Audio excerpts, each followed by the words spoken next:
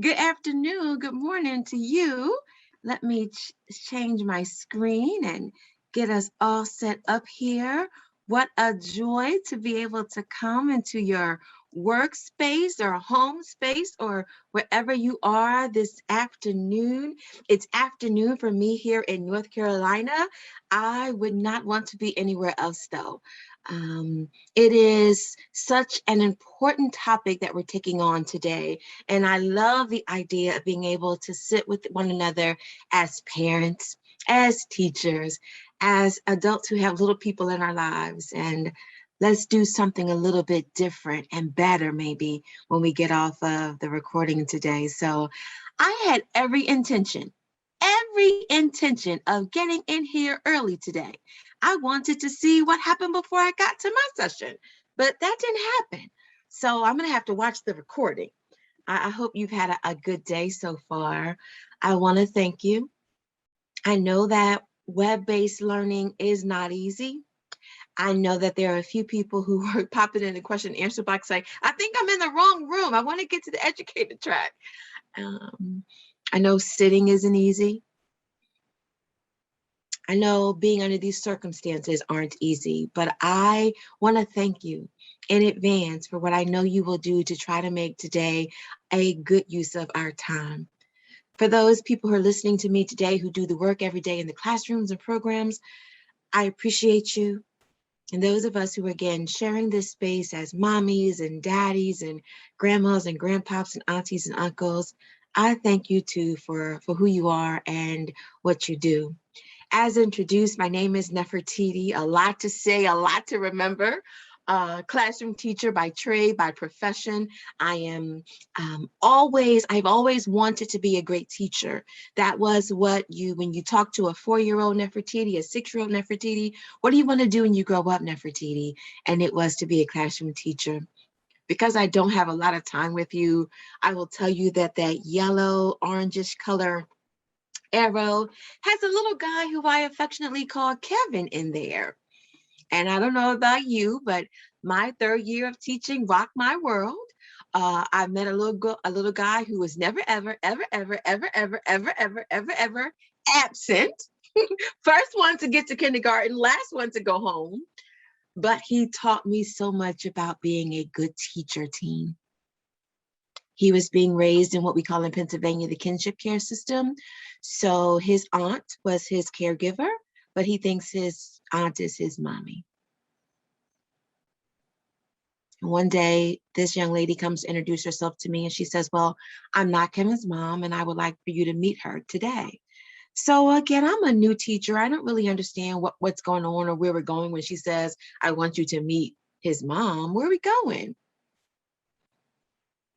So she walks me to the front of the school and she says, that woman right there, she said, that's my sister. She said, that is Kevin's mom. The woman that she is making a hand gesture toward is a drug addicted female who I have seen in our city for several times over the past few weeks. Didn't pay it much attention because in this part of Philadelphia, it's not uncommon to see a person with a drug addiction. But what I didn't know was that woman was Kevin's mom. And what Kevin doesn't know, team, is that is his mom. He doesn't know that that's his mom. So if I can be honest with you, team, and I'm talking to you from my heart to your heart, it was so difficult for me to stand there that day and listen to this young lady talk because I felt horrible about every thought I had ever had about this little guy.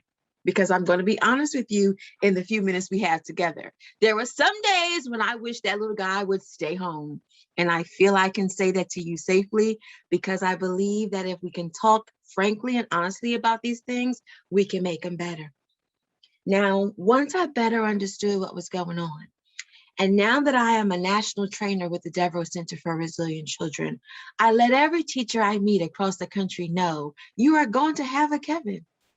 And someone listening to me today, you may not be a teacher, but you're raising a Kevin.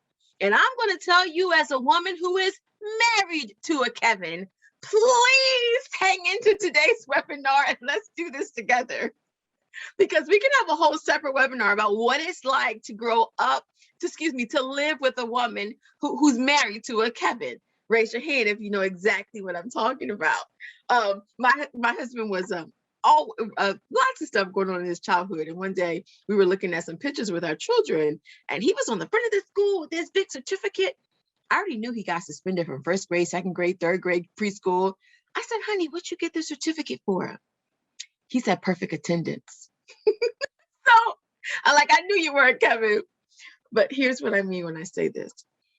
My Kevin taught me through his behavior that the adults in my life haven't been kind to me.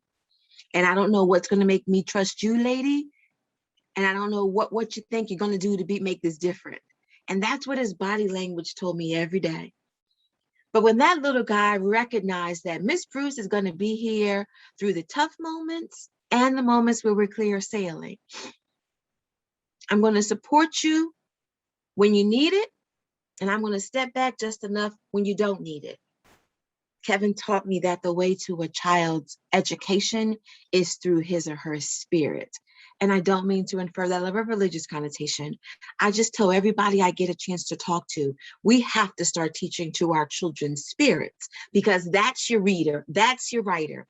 And as you listen to me today as a parent and caretaker, you have to remember, outside of your child's physical body, they've got a heart, they've got feelings.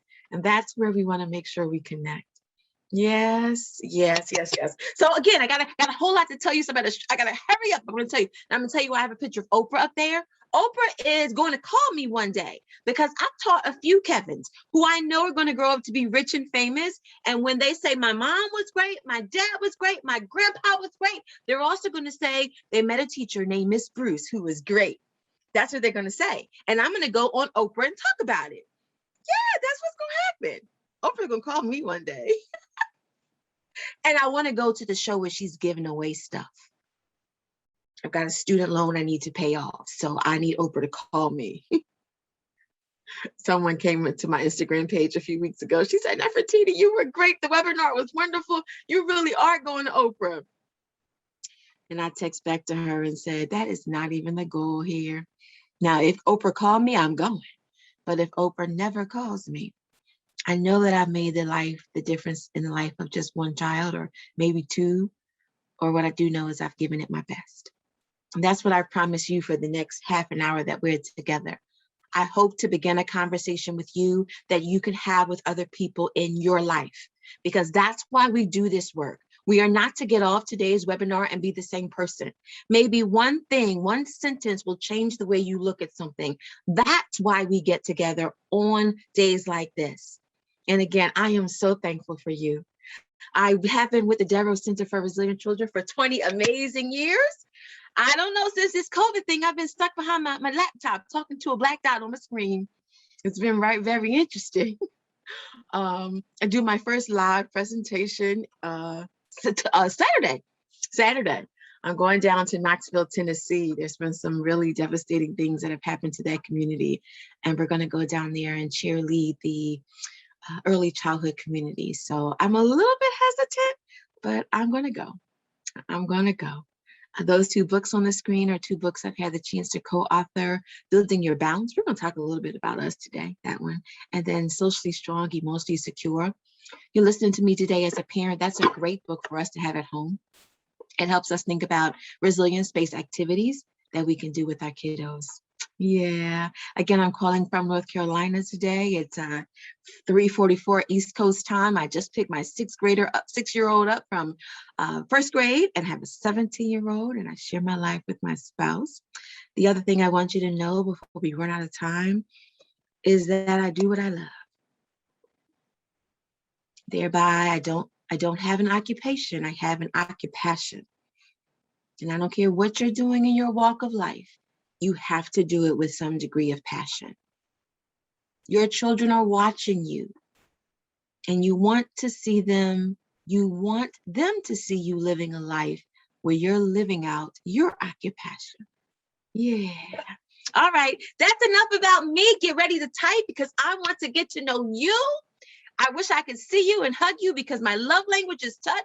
Although it's COVID now, we can't hug and kiss, touch like we used to. So I have to do arm bumps and stuff like that. I got to practice when I go to Knoxville because my love language is touch. So I like to shake hands and hug people, but can't do that. Can't do that right now. So I want you to come chat with me. Give me a 5, 4. That should say 3, 2, 1. That you see my mistake on the screen. 5, 4, 3, 2, 1. Give me a number to give me an idea about how you're feeling. 5, I'm doing great. 4, I'm okay. 3, is it time for a coffee break yet? 2, Calgon, take me away. 1, Calgon, take me away right now. And if you don't even know who Calgon is, you're too young to be in this room with me. You need to understand this commercial. Hey, Cindy. Hey, Colleen. Colleen, that's what I said. I started to make me a cup of coffee before I got up here, but my Keurig is on her last leg. She's spitting out the things, the coffee grinds. I don't know what's wrong with her. Okay, good. Yeah. Is it the weekend yet? It's like we just got to Monday. It's like, is it the weekend yet? Thank you. Thanks for voting with me. You have a choice, so I appreciate that you did that. Thank you for doing that. Stay close. I have a few things I want to ask you too. So stay close to your chat box. When you're typing with me, I encourage that. The reason why it took me a little bit longer to introduce myself is because I think relationship-based learning is the epitome of good work.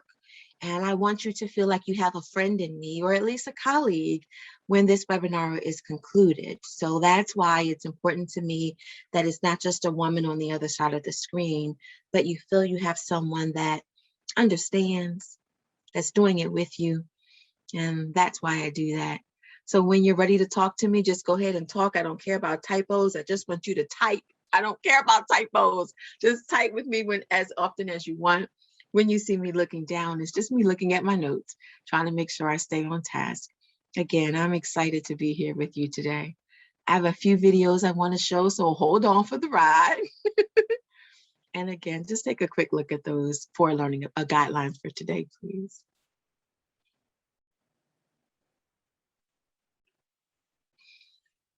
All right. Do what you need to do to keep the shut up look away. The shut up, my mother would not let me say shut up when I was a child. You could only say be quiet. But the look I sometimes get as a national trainer, it doesn't say be quiet. It says shut up. So I'm going to pretend that everybody is smiling right now. That's the best thing about virtual learning. I can pretend that everybody's smiling. Give me a smile in the chat box to reassure me. All right, let's do this together. So in our national work, when we talk about this thing called, thank you. When we do this thing called this cascade, all right, I want you to think about this with me until we can see each other again. You know, you think about how things start at the top and then they trickle down. In our national work at the Devereux Center for Resilient Children, we believe that the leadership starts this cascade process. And that if the leader leads with resilience in mind, then that pours down to the staff, that then pours down to the children. So in our national work, this is what we're encouraging people to do across the country.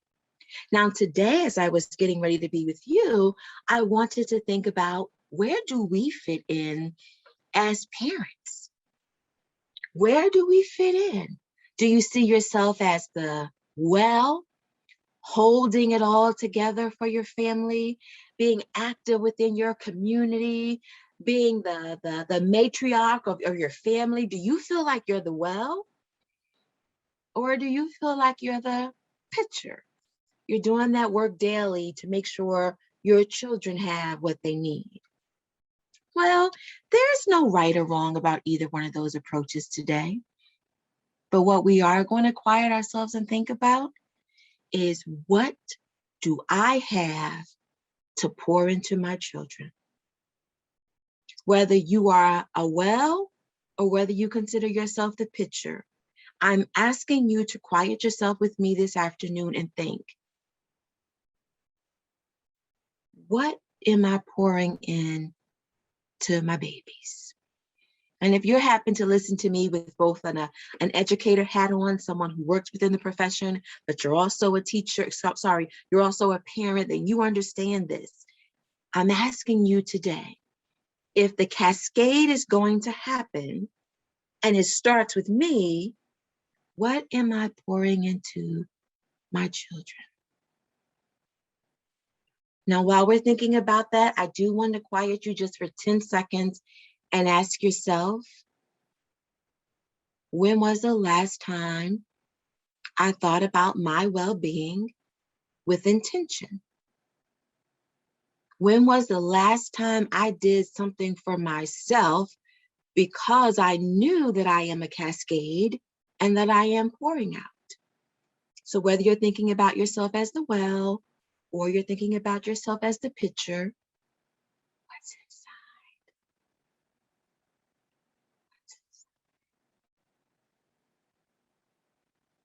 And because the children get the residuals of all of who we are inside, I would ask you today, what do we want to make sure we pour into them?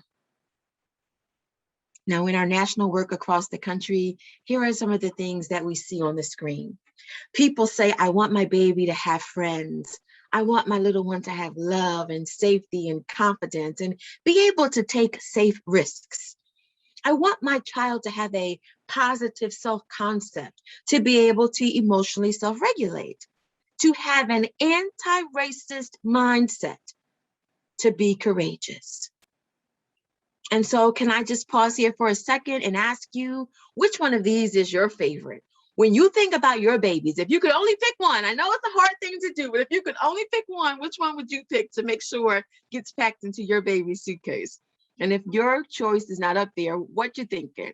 What do you want to make sure gets poured into your baby? If we're thinking about this thing called a cascade, let me open the chat box and see what you're thinking. A little bit of love. Yeah, thanks everybody. Christy said a sense of confidence. Absolutely. Thank you, Kim. Yep, a few people are saying that. That positive self-concept is very necessary, right? And those of us raising little ones, you know, if I don't have positive self-concept when I'm 4, it might be that I'm 14, I still don't have it. That's why it's so important that we do it now, right? That's why there's nothing preschool about these ages. Oh, Colleen, a sense of self-worth, absolutely. Yep. I better close the chat box because this is when I get in trouble. I start reading your statements and I want to keep reading them and I can't. Listen to me, team. I know people will sometimes think, well, she's just 4.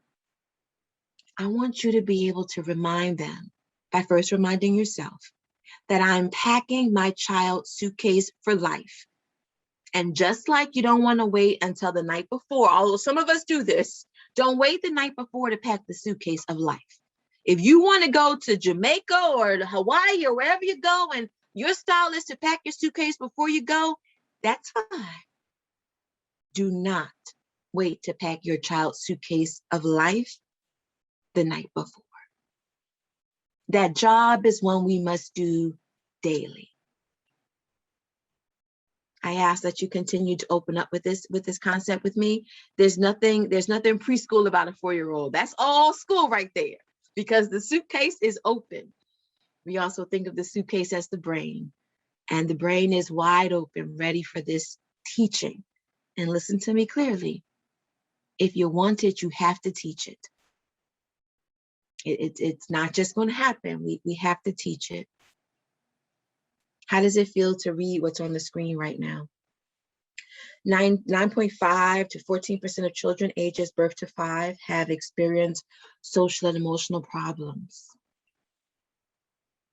And this has been an occurrence we've known for a long time. And then you layer over this interesting phenomenon, global problem called coronavirus.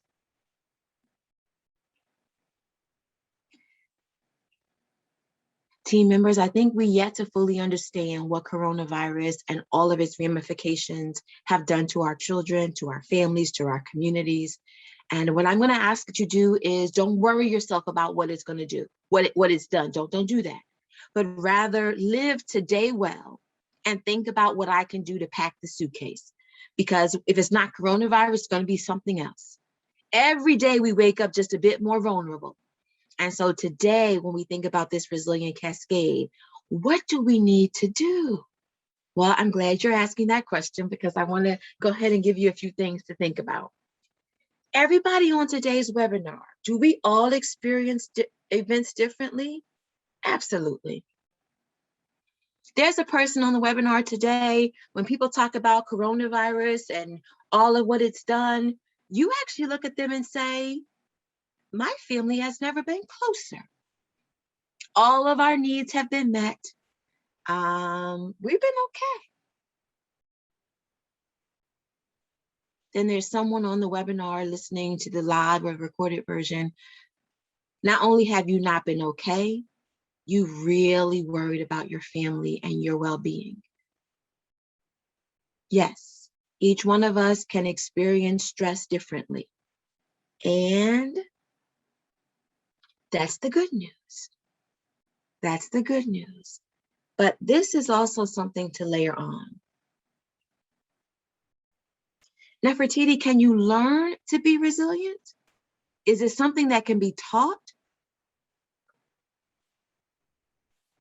Absolutely. And it's not me that says that, it's the research. So let's do it. Let's do it before we get ready to go, okay? And again, I welcome your questions and concerns. I know it sometimes it's hard to stay engaged and type your questions, but go ahead and type a question if you have it. I'm going to do my best to get quiet in the last few minutes so we can do it together, okay? This word resilience, when you hear this word again, I want you to say, ooh, we talked about that with Nefertiti. Yes, look at this definition that's on your screen.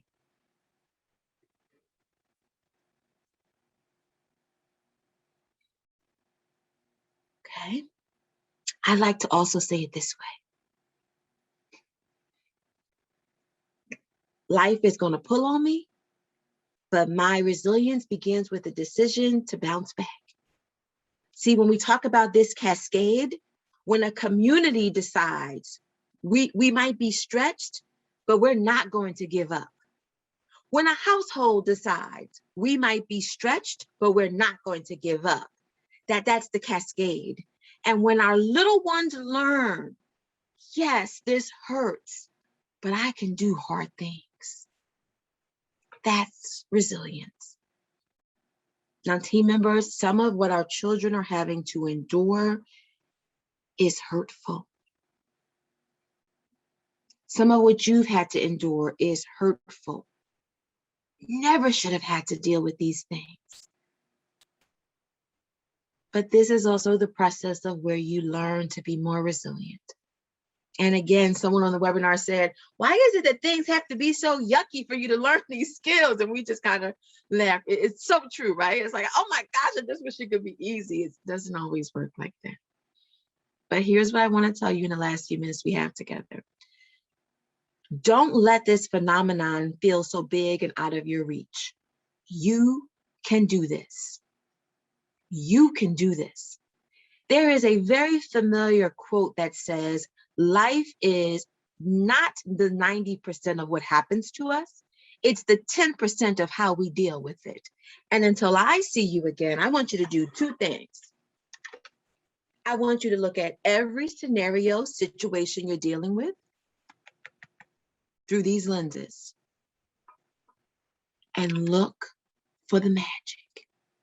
Now, Nefertiti, what are you talking about? Look for the magic. Well, come on, let me show you. Let me show you. Let me show you. Put your hands out. Put your hands out. All right. Here is the deal. 90% of what happens to us, risk factors in the environment, risk factors in the family, risk factors within us. Hello. Risk factors in the environment, risk factors in the family, risk factors within us. What happens if you keep going through life with the pull on your rubber band? That's the 90%. The 10% can be found in the right-hand side of my screen. Where are your umbrellas. Oh, Nefertiti, what are you talking about now? Umbrellas. Well, the resilience research has made it very clear to me that we all experience risk factors in the environment, within our families, and somebody on the webinar, everybody thinks you have it all together, but they don't know what you're suffering with. That's a within, it could be a possible example of a within person risk factor. Every entity in the cascade, the community, the family, the children, we all have some degree of risk factors. How heavy that side is very relative to the different person we're talking about.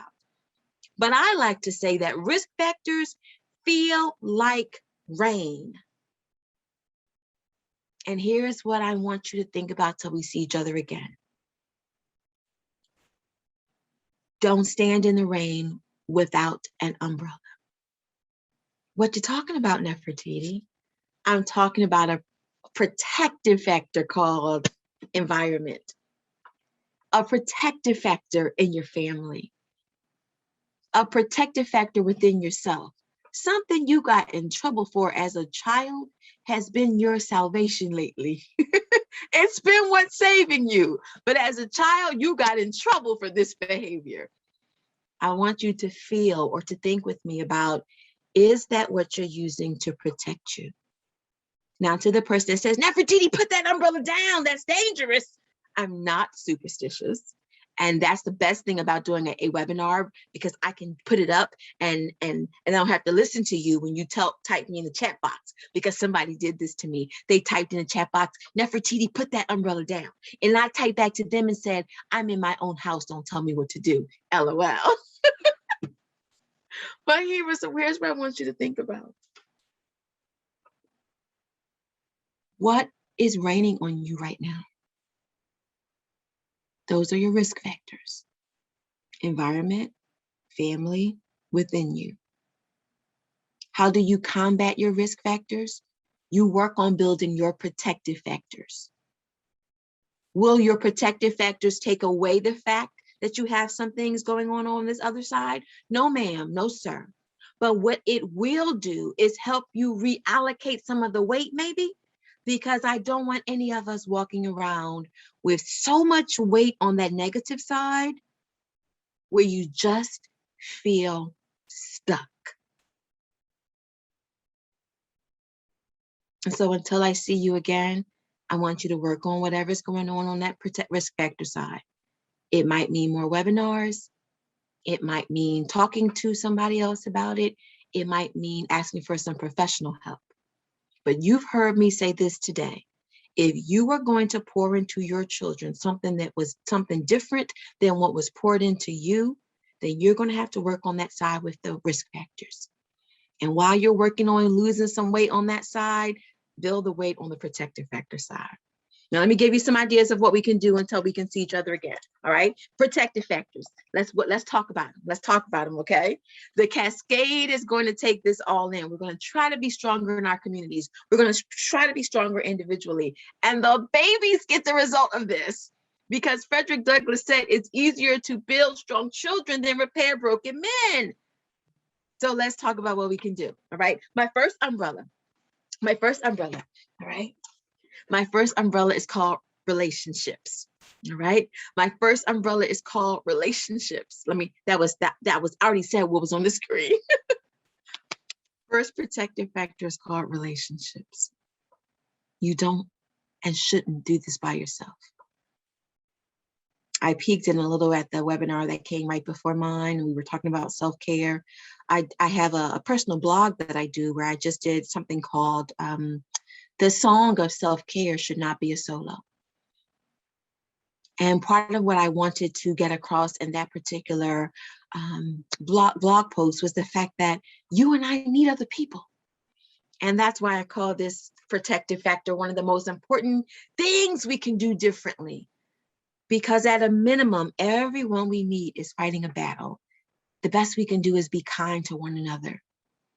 Team members, can you imagine what our villages would be like if we would just start leaning on each other better? if we would start having a sense of appreciation for each other. You know, my community celebrated Halloween, fall festival, whatever you want to call it. It was just a beautiful night of togetherness, smiles and laughter, and the children. It brought my heart such joy. We're talking today about where are my umbrellas? And the protective factor I want to start with is called relationships. Well, Nefertiti, what can I do to work on this protective factor? Well, check on one another. That's a great first step. And I'm going to ask that you check on your strong friend, because she thinks you think she's got it all together, but she struggles too. He struggles too. So to build the protective factor of relationships, let's check in on one another. Can you read this, please?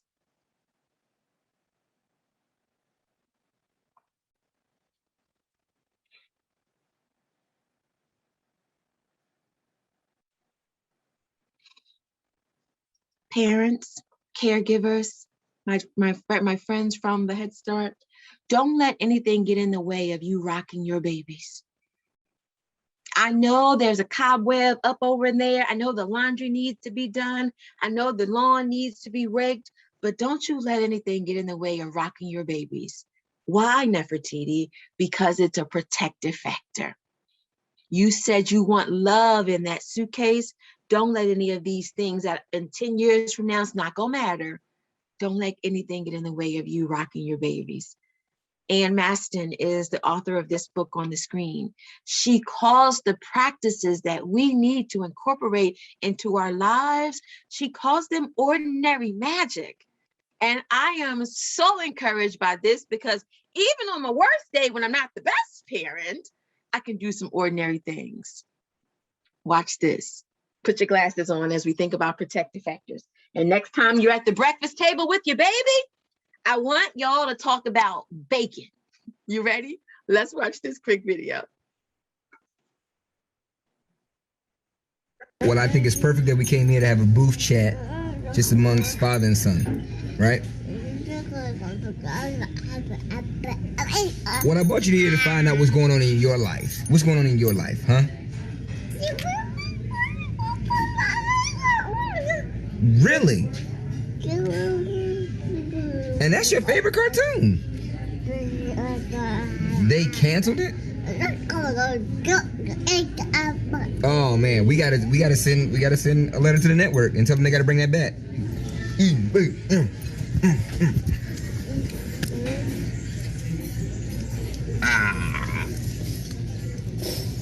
That's good bacon. Right. Exactly. Cynthia, Why? right? Oh my gosh, Cynthia, did you watch the video? I want you to think about this until we can see each other again. It's ordinary, team. It's ordinary. The world makes it feel like you have to have a certain salary level. Your family has to look a certain way. And I'm here to tell you that's not what the literature says. We can do this. We just have to take in the content that we're learning and make the changes where we need to. And I'm not going to let anything get in the way of me rocking my baby and talking about bacon, if that's what we want to talk about, right? And again, I want to leave you today remembering that no matter if you're somebody with me today that is in the classroom, but if you're listening to me today also as a parent, whether you consider yourself the pitcher or the well, today, do something to build the protective factor of relationships. All right, let's do the last two and then let's get out of here. Initiative as a protective factor. This is, again, children have amazing initiative. I always say, I want to have the kind of initiative of a 5-year-old in a Batman cape. You ever put a Batman cape on a 5-year-old? Oh, you can't tell them nothing. That's the kind of initiative we want in the community, in our families, and with our children. What does that say? Yes. So let me tell you what I wanted. I wanted to make sure I shared this with you today. Guess what? The literature says laughter is a protective factor. Nefertiti, I can do laughter. Yes, you can. Laughter is a protective factor. And to the person that's looking at the screen, like, I don't know what she's laughing at. Does she understand everything that's going on around this world? Yes, I do. And I choose to laugh because my laughter within myself, within my family, it gives me the energy to deal with that harder stuff. So yes, I recognize that there are a lot of things going on, and somebody on the webinar does not feel like laughing, but can you at least smile? If you don't feel like laughing, can you at least smile? All right. I got one more video to show you, and then I'm gonna have to get ready to go. Okay. One more video. And it's about a dog and popcorn. You ready? Let's watch this one. It's about dog and popcorn.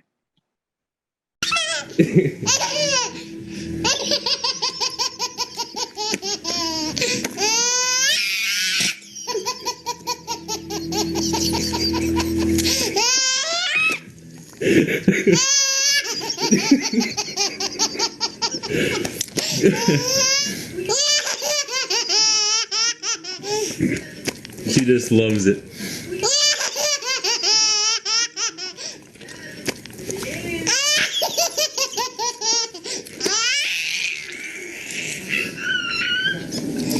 I couldn't stop it until she did that one. I love it when she pulls it up from here and she can't even get it out. I love that part. So tonight when you go home, you don't feel like laughing. You don't feel like it. But when you remember, you spent an hour, almost 45 minutes with somebody from North Carolina who told you that the literature says a sense of humor is a protective factor. And can you, once again, can we think about the cascade? If our communities leaned on our humor, if our families leaned on our humor, what might that do to our babies?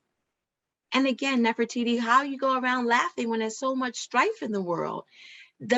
Our protective factors are a buffer from the difficulty. So when you're buffered from it, you can actually get more energy. Those of us who are standing just in the risk with no buffer, that hurts. So what we're trying to do is put a buffer over our program, a buffer over our families, and a buffer over our babies. Yeah, I wish I could talk to you more. I feel like we're just getting things uncovered, and I hope that it's all making sense. I really do. Bob Newhart said laughter is like vacation. I need to go on a vacation. You need to go on a vacation? Yes. Yes. So we got initiative. We got relationship. We got initiative. Let's do one more and then let's get out of here. Internal beliefs. The protective factor called internal beliefs. We need to get that packed in the suitcase. And all internal beliefs is, team, is don't let it take your smile away. Whatever it is, don't let it take your smile away. And sometimes in life, you got to do this. Well, Nefertiti, what is that? This little girl has changed her perspective. I have her picture right over there. Change your perspective. Remember, life is not the 90% of what happens to us. It's how we deal with it, how we look at it. And sometimes you got to get real creative in how you look at that situation. That's how you grow the protective factor of internal beliefs. Who on the screen as of late has found yourself being very pessimistic? Every time something happens, you got a problem about it. Can I offer you just a word to think about, and that is optimism? And can I say to you that you will get more of what you put out in the world?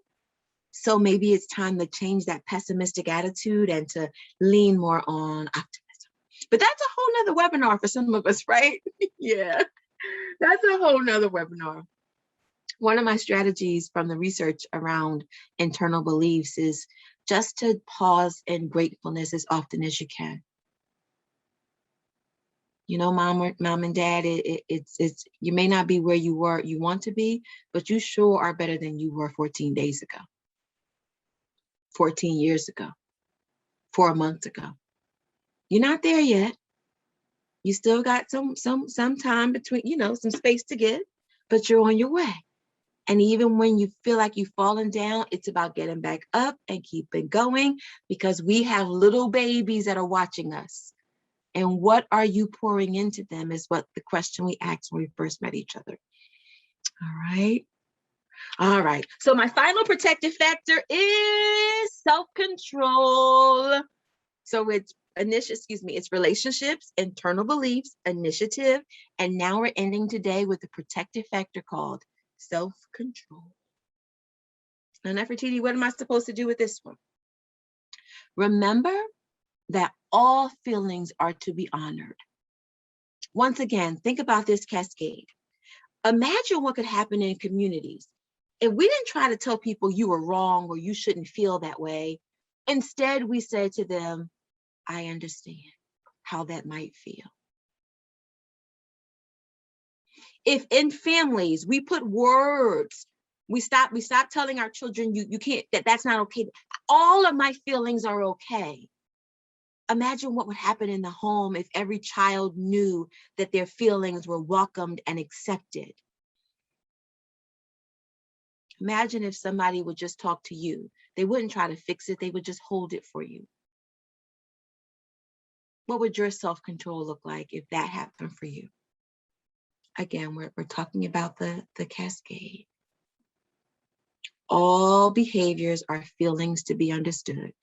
Under every behavior is a feeling. And if we're going to cascade this the way that we want, we have to try to understand the person's feeling. Maybe the behavior isn't something you would do, and that's okay. But that person's feeling may be something you can identify with. All feelings are to be understood. All right. All right. Well, I want to get ready to let you go. And I want to leave you with just this thought. There's a very popular old African proverb that says it takes a village to raise a child. But the last thing I want to leave you with today as we think about this cascade is the way that I now look at this proverb as a parent.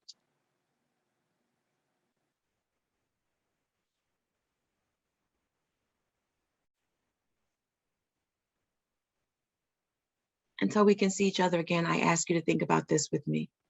What healthy am I pouring into my children? I don't want just a village. This village has to be healthy, which means Nefertiti, I've got some big changes I need to make if I'm going to be what you just put on that screen. Well, that's why you're here. You don't want just a village. The village has to be healthy.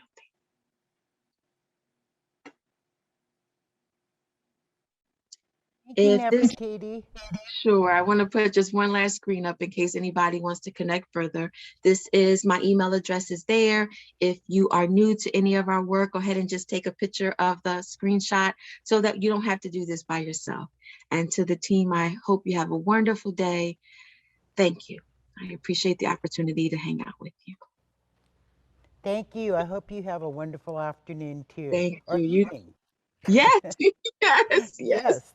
Thank you. So, thank you. I don't have any questions here for you, so we're going to again say thank you and goodbye. See you later. I want to remind everyone to complete the survey at the end, especially at the last webinar of the day. I want to thank everyone for watching. I hope you enjoyed Nefertiti. And I did have a couple questions about YouTube videos. Just look her up, Nefertiti Poyner, Poyner, and there's all kinds of videos on YouTube. So thank you very much. Have a great afternoon.